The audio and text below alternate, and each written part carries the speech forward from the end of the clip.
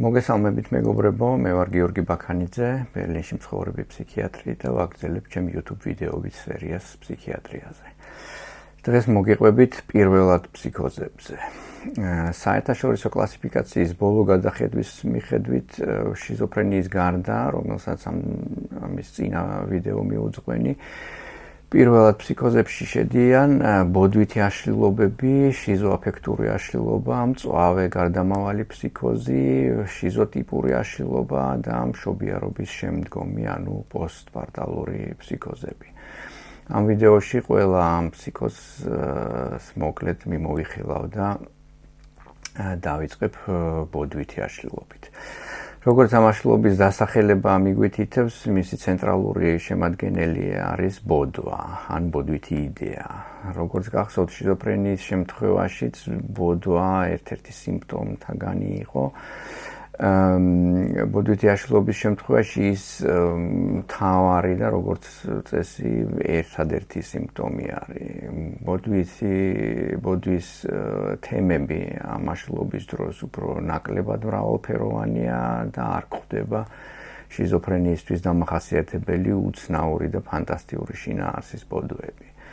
ტიპიური თემებია მაგალითად დევნის ბოდვა, ჰიპოქონდრიული ბოდვა, როდესაც ადამიანი დარწმუნებულია, რომ მას რაიმე სომატური დაავადება აქვს, სიყვარულის ბოდვა, როდესაც ადამიანი დარწმუნებულია, რომ ვიღაცა მასში არის შეყვარებული, განდიდების ბოდვა და ეჭვიანობის ბოდვა. აი ესენი არის ძირითადი ბოდვითი აშლილობის დროს ძირითადი თემები, რაც გვხვდება. არსებობს კიდე ეგრეთ წოდებული კვერულანტური ბოდვა, როდესაც ადამიანს გონია, რომ ინსტიტუციები, სახელმწიფო დაწესებულებები და სასამართლოები მის წინააღმდეგ არიან და ის იბრძვის ამ ინსტიტუციების წინააღმდეგ. გაუთავებებლად საჩივრები შეაქვს და სამართლებრივ დავაში იმყოფება. ასეთი საქციელიდან გამომდინარეობს ამ ბოდვის დასახელებაც, კვერულანტური, ანუ მოჩხუბარი. როგორც ვახსენე, ხშირად ბოდვითი აშლილობის დროს ბოდვა ერთადერთი სიმპტომი არის ხოლმე, ანუ ადამიანს არ აღენიშნება არც ჰალუცინაციები, არც ფორმალური აზროვნების დარღვევები, არც აფექტურ სფეროში ცვლილებები. ამიტომ ასეთ ადამიანს თუ სხვა ბოდვისგან გაყენებულ თემაზე დაელაპარაკებით შეიძლება ვერაფერი შეატყო ავადმყოფობის. იმის გამო, რომ ეს ბოდვითი თემები ჩვეულებრივ და ადამიანისთვის ყოველდღიურ ასპექტებს ეხება, როგორებიცაა ჯანმრთელობა, ადამიანებთან ურთიერთობა, ინსტიტუციებთან ურთიერთობა და ასე შემდეგ, ხშირად ძნელია ხოლმე გარჩევა მართლა ბოდვასთან გვაქვს საქმე თუ რეალობასთან. მაგალითად, პაციენტი გვიყვება, რომ ერთმა მეზობელმა დიდი ხანია უკვე მის ბინას დაადგა თვალი და მისი გამოძევება უნდა. ნელ-ნელა მან სხვა მეზობლებიც თავის მხარეზე გადაიბირა და ეხლა მეზობლები მას რაღაცებს უწყობენ, რომ ის ბინიდან გადავიდეს. ამ ისტორიაში შეიძლება ეჭვი შევიტანოთ, მაგრამ ფანტასტიკური და დაუჯერებელი ის არ არის, ასე რომ კარგად უნდა გადავამოწმოთ და ინფორმაცია ალტერნატიული წყაროებიდანაც მოვიძიოთ. დიაგნოსტიკის დროს უნდა გავითვალისწინოთ და გამოურიცხოთ შესაძლო ორგანული მიზეზებიც. ასეთი ბოდვითი იდეები ხშირია დემენციების დროს და საერთოდ მოხუცებულობის ასაკში. ამიტომ განსაკუთრებით ხანდაზმულ პაციენტებში უნდა გამოვიკვლიოთ დემენციის ფონზე ხომ არ არის სიმპტომატიკა, რადგან ამ შემთხვევაში არ ისმევა ბოდვითი აშლილობის დიაგნოზი, არამედ სხვა კოდით აღინიშნება ის აშლილობები. ტიპიური ბოდვითი აშლილობის სურათი შეიძლება წარმოიშვას როგორც მედიკამენტის არასასურველი ეფექტი. მაგალითად, პარკინსონის დაავადების მკურნალობის დროს გამოიყენება დოპამინის პრეპარატები, რომლებმაც დოზის გადაჭარბების შემთხვევაში შეიძლება ბოდვითი ან სხვა ფსიქოტური კლინიკური სურათი წარმოშვას. ამას ქვია ელდოპა ინდუცირებული ფსიქოზი და ეს არც თუ ისე იშვიათი მოვლენაა. დიფერენციალური დიაგნოზი უნდა გავატაროთ აგრეთვე პარანოიდულ პიროვნულ აშლილობასთან. ამ პიროვნული აშლილობის მქონე ადამიანები გადამეტებული ეჭვიანობით გამოირჩევიან, მათ ცუდად გადააქვთ წარუმატებლობა და შეურაცხყოფა, ხშირად პირადად იღებენ რაღაცეებს, მაგრამ რასთავარია, მათ არ აქვთ ბოდვითი იდეები და ეს არის მთავარი განმასხვავებელი ასპექტი. ვინაიდან ბოდვითი აშლილობების მქონე ადამიანებს, როგორც წესი, სხვა სიმპტომები არ აღენიშნებათ და ბოდვა თავისი ბუნებიდან გამომდინარე მათთვის რაიმე პათოლოგია და არ აღიქმება, ისინი იშვიათად მიმართავენ ექიმს თავისი ნებით. ექიმთან მიმართვა როგორც წესი ხდება ხოლმე მაშინ, როდესაც ბოდვითი იდეების გამო ადამიანი ისეა დატანჯული, რომ შველას ითხოვს, ამ ტანჯვის გამო ითხოვს. მაგალითად ჰიპოქონდრიული ბოდვის მქონე ადამიანი, როდესაც ყველა ექიმს მოივლის და ვერაფერს უპოვნის, მერე ფსიქიატრთან გადააგზავნიან ხოლმე. ანუ თქვათ დევნის ბოდვა ისეთ შიშს და ტანჯვას იწვევს, რომ ის ექიმთან ითხოვს შველას და ამ გზით მიმართავს ექიმს. ბოდვითი აშლილობის მკურნალობა პირველ რიგში ანტიფსიქოტური მედიკამენტებით ხდება, მაგრამ უნდა აღინიშნოს, რომ ბოდვითი აშლილობა რთულად ექვემდებარება მკურნალობას და როგორც წესი მრავალი წლის განმავლობაში მიმდინარეობს და ზოგჯერ ქრონიკული ხასიათსაც იღებს. კარგით, ეხლა შიზოაფექტური აშლილობა. შიზოაფექტური აშლილობა, როგორც მისი სახელი მიგვითითებს, არის აშლილობა, რომელიც ერთი მხრივ ფსიქოტური და მეორე მხრივ აფექტური სიმპტომებით მიმდინარეობს. ეს იმას ნიშნავს, რომ პაციენტებს აღენიშნებათ შიზოფრენიისთვის დამახასიათებელი სიმპტომები, როგორებიცაა ბოდვა, ჰალუცინაციები, დეზორგანიზებული ქცევა და აზრები და ამავდროულად ისინი აკმაყოფილებენ აფექტური აშლილობის კრიტერიუმებსაც, ანუ ეპიზოდის მიხედვით მანიური, დეპრესიული ან შერეული აფექტური სიმპტომები აქვთ. ICD-11-ის მიხედვით დიაგნოზის დასასმელად ერთი ეპიზოდის ფარგლებში წარმოდგენილი უნდა იყოს შიზოფრენიისთვის დამახასიათებელი და რომელიმე აფექტური აშლილობის ფაზისთვის დამახასიათებელი სიმპტომები. ეს სიმპტომები ან ერთდროულად უნდა თანაარსებობდნენ, ან მოკლე ხნის განმავლობაში უნდა ცვლიდნენ ერთმანეთს. და ეს მდგომარეობა მინიმუმ 1 თვის განმავლობაში უნდა შენარჩუნდეს. იმის მიხედვით თუ რომელი აფექტური ფაზაა წარმოდგენილი, გამოყოფენ შიზოდეპრესიულ და შიზომანიურ ფაზებს. შიზოაფექტური აშლილობა დიაგნოსტიკურად რთული გამოსაყოფი ნოზოლოგია, იმიტომ რომ ის რაც საშუალო მდგომარეობას წარმოადგენს შიზოფრენიასა და აფექტურ აშლილობებს შორის. განსაკუთრებით რთულია ხოლმე გამიჯვნა შიზოაფექტურ აშლილობასა და ბიპოლარული აშლილობის დროს, როდესაც მანიური მდგომარეობა არის ფსიქოტური სიმპტომებით. აი ამ ორი მდგომარეობის გამიჯვნა არის ხოლმე განსაკუთრებით გაძნელებული. კარგით, მისი განსაზღვრება საერთაშორისო კლასიფიკაციასა და ამერიკულ კლასიფიკაციას შორის განსხვავებულია. ამ განსაზღვრებაზე აქ არ გავჩერდები. ზოგადად შიზოაფექტურ აშლილობას უფრო მსუბუქი მიმდინარეობა აქვს ვიდრე შიზოფრენიას, იმ თვალსაზრისით, რომ ეპიზოდებს შორის, როგორც წესი, ნეგატიური სინდრომი არ ვლინდება ხოლმე, ან ის მცირედაა გამოხატული. მკურნალობა პირველ რიგში ანტიფსიქოტური მედიკამენტებით ხდება, შეიძლება აგრეთვე მუდ სტაბილაიზერების გამოყენება და შიზოდეპრესიულ ფაზაში ანტიდეპრესანტების ფრთხილი ჩართვა. ეხლა რაც შეეხება შიზოტიპურ აშლილობას. შიზოტიპური აშლილობის მქონე ადამიანები არიან ექსცენტრულები, მათი ლაპარაკი, ჩაცმულობა და ქცევა არის მიღებული კულტურული ნორმებიდან ამოვარდნილი.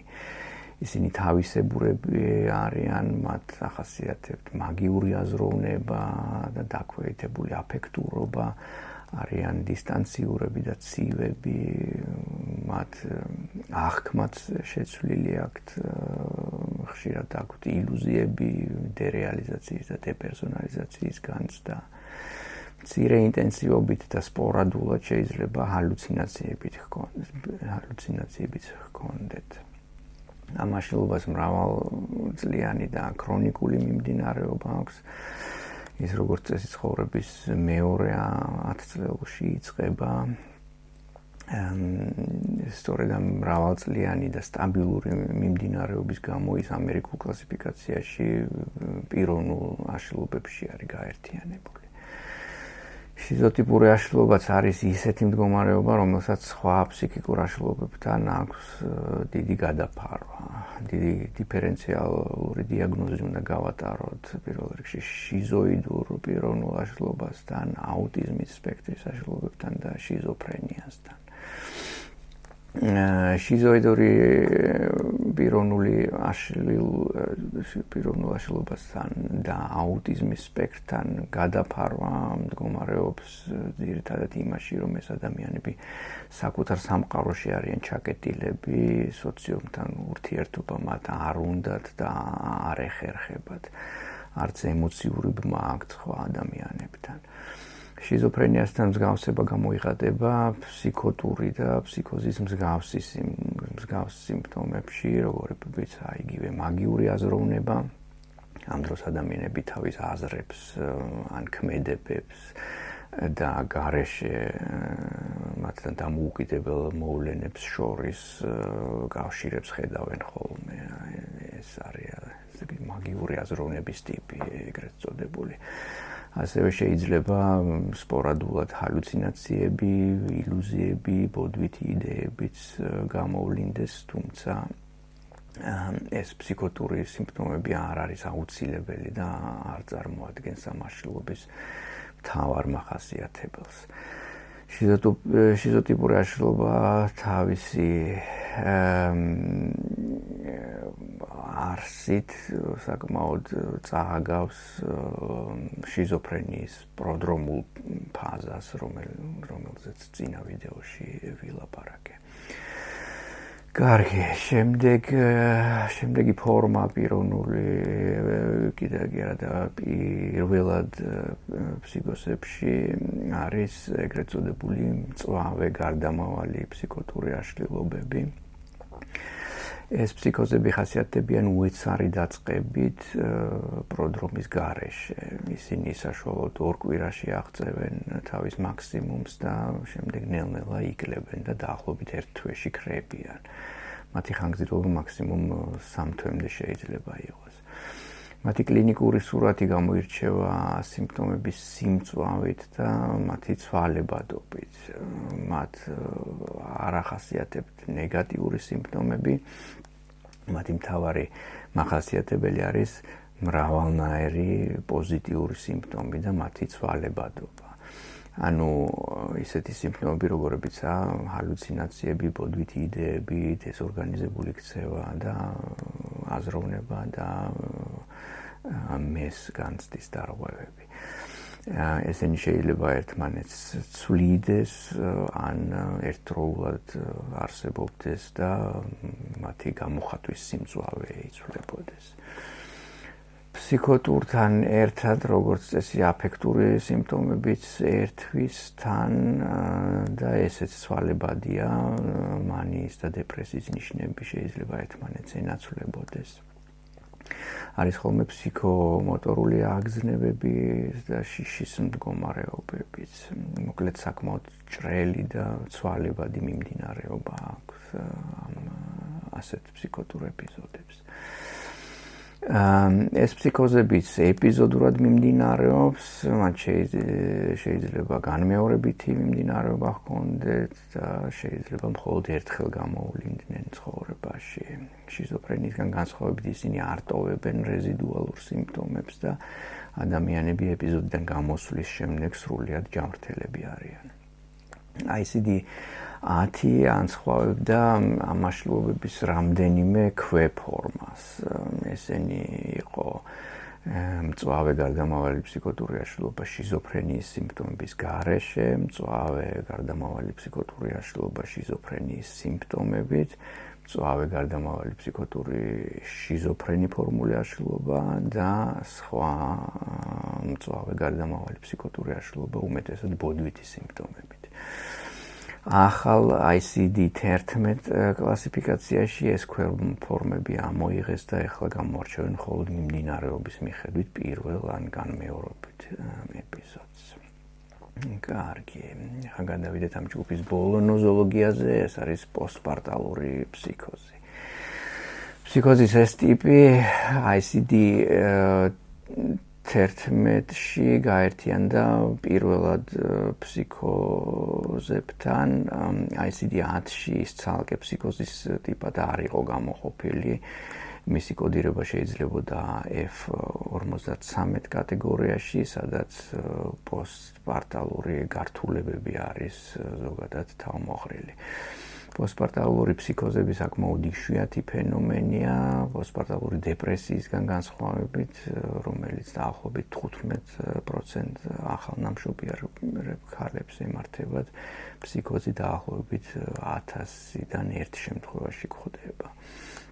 მისი მიმდინარეობა ჰგავს მწვავე გარდამავალ ფსიქოზისას, იმ თვალსაზრისით, რომ ისიც უეცრად იწყება და მწვავედ მიმდინარეობს. აქაც ჭარბობს აფექტური სიმპტომატიკა და სიმპტომების ცვალებადობა. გარდა ამისა, ხშირია ობსესიური აზრები იმის შესახებ, რომ პაციენტმა ბავშვს რამე უნდა დაუშავოს. ხშირია თვითდადანაშაულების და უმწეობის ბოდვითი შინაარსები. პოსტპარტალური ფსიქოზები სერიოზული და პოტენციურად საშიში მდგომარეობებია და საჭიროებენ სტაციონარულ მკურნალობას. მაგრამ ისევე როგორც მწვავე და გარდამავალი ფსიქოზები შედარებით ადვილად ექვემდებარებიან მკურნალობას და უკვალოდ ქრებიან. როგორც თქვი, ისინი შეიცავენ საშიშროებას როგორც დედისთვის, ასევე ბავშვისთვისაც, იმიტომ რომ ხშირია თვითმკვლელობები და ეგრეთ წოდებული განვრცობილი სუიციდი. ეს ტერმინი გერმანულ ენაში არსებობს და პირდაპირ გადმოვთარგმნე, არ ვიცი რაიმე შესატყვისი თუ გვაქვს ქართულ ენაში. აქ ლაპარაკია თვითმკვლელობაზე, როდესაც ადამიანი თავს ვის გარდა სხვასაც კლავს და ჩვენი ფსიქოზის შემთხვევაში იგულისხმება დედის თვითმკვლელობა და დედა ბავშვსაც, ასე ვთქვათ, თან გაიყოლებს ხოლმე. ასე რომ პოსტპარტალური ფსიქოზები, რა თქმა უნდა, სერიოზულად უნდა მივიღოთ და ნამშობიარებ ქალებს საჭირო მკურნალობა გაუწიოთ. ფსიქოზის ეს ფორმაც პირველ რიგში ანტიფსიქოტური მედიკამენტებით იკურნება. როგორც შეატყეთ, ამ ყველა ფსიქოზს შორის მკაფიო საზღვრის გავლება შეუძლებელია. მათ ბევრი აქვს საერთო და ალბათ ერთი და იგივე გენეტიკური და ნეირობიოლოგიური მექანიზმები უდევს საფუძვლად, რომლებიც ჯერ კიდე ბოლომდე შესწავლილი არ არის. ამითი დავამთავრებ დღევანდელ ვიდეოს, გმადლობთ ყურადღებისთვის და მომავალ შეხვედრამდე.